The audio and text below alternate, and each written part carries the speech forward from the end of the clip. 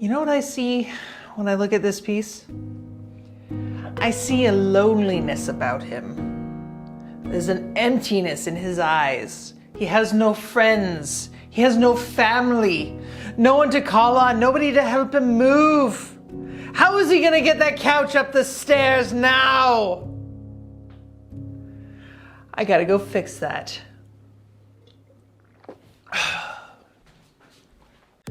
Bam and bam. Bluetone paper from Strathmore 400 series and Expressionist pastels.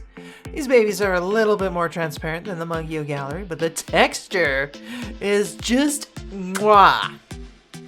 Gonna get right into it with the undersketch. I like to use a color that I don't plan to be using in the majority of the drawing, so it bleeds into the rest of the pastel in interesting ways. This goes poorly. You can already see me try to redraw it with a different color on top.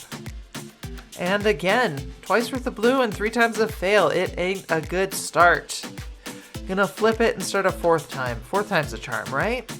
I get something started with this one. Kinda wish I'd gone darker, but I was spooked. I really like this paper and I don't want to waste it. Probably would have cried or something. This particular drawing is a study of the Gaddi Torso, which is a sculpture of the human chest and tummy from the 2nd century BCE. Just getting the final touches on this green sketch I've got going on. Pretty soon I'll be ready to move on to the main course. Alright, now we get into the actual painting. Is it painting if it's pastels? It feels like painting. Does it have to be a paintbrush to be a painting? Leave your thoughts in the comments. And now we start to see some different color choices for this. I'm trying so hard to make my work pop. It's definitely a style in progress, but that's always how it seems to be.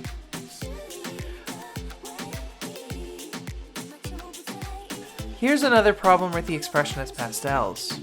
A lot of the lighter colors are quite transparent. They layer well, they pop with a lot of color, but the yellows and oranges and the like, that side of the color wheel is almost see-through. It's a shame, but if you're not doing an undersketch with a pen or pencil, it's not as big of a deal. Just getting a base layer for the shoulder and a little bit of coloring for the neck shadow. And the other neck shadow.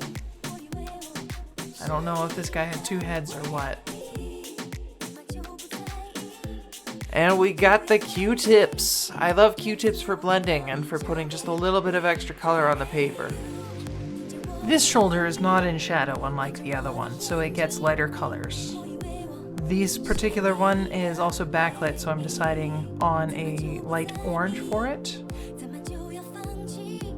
Now we're getting to the other parts of the color wheel. It's not just reds today, baby! Just adding some blending to the right side. It doesn't quite mesh, it's a very straight line between the pec and the shoulder. Also needs a little bit more color on the shoulder to make it pop more. Gotta get that neck hole going bright and cheery. I don't know if the sculpture originally had a head. Certainly seems like it. Maybe even 2 heads. I don't know, it's a weird neck is all I'm saying. Funnily enough, this torso is commonly considered to be the torso of a centaur. There's not really a whole lot going on in 2nd century BCE, to be honest. Just scrolling through Wiki, it doesn't seem like they even had Netflix. Nice bright green shoulder. I put a rim of orange around the edge of that shoulder to try to make it look backlit a bit, maybe. And a bit of blue for the armpit. What's that muscle called? The lats? I think it's lats. And no, I'm not looking it up. You know, actually watching this back on the media player, I don't think that I actually ever added nipples to this drawing. Okay, seriously though, this paper.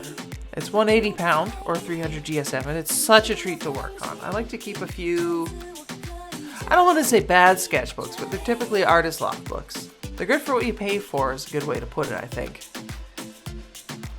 Paper is a hell of a niche thing to get excited for, it seems. Like I talk to my non-artist friends about good paper and they just kind of glaze over. So this statue does have a belly button, even though it doesn't have nipples. It can still be a mammal, but I am going to posit that it is actually a sea lion, which have retractable nipples to reduce drag coefficient.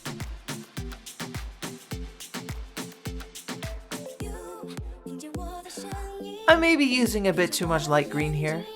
It's very barely not white, but looking at it through the camera, it definitely just looks like a dirty white. I swear it's not.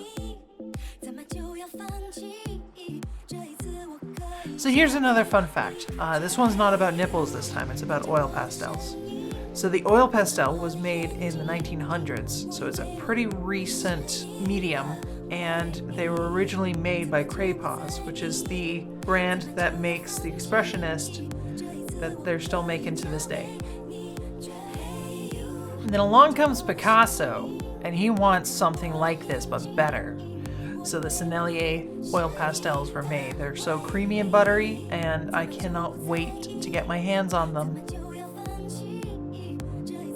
I'm about finished here, doing a little bit more blending on it. It's not great on the bluetone paper. I think this is a good example of fitting the artwork for what you're using, including the paper. I end up having to scrub it all down with the black pastel for the background. Just getting some last minute fiddling in, some blending, some little bit of texture.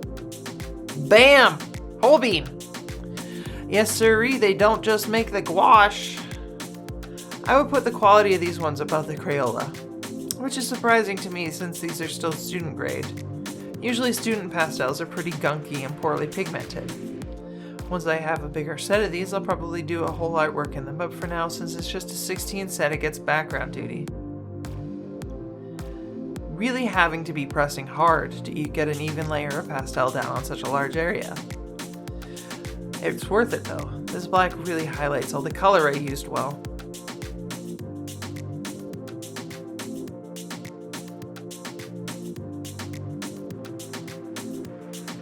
And voila! You have one whole art study. Very pretty.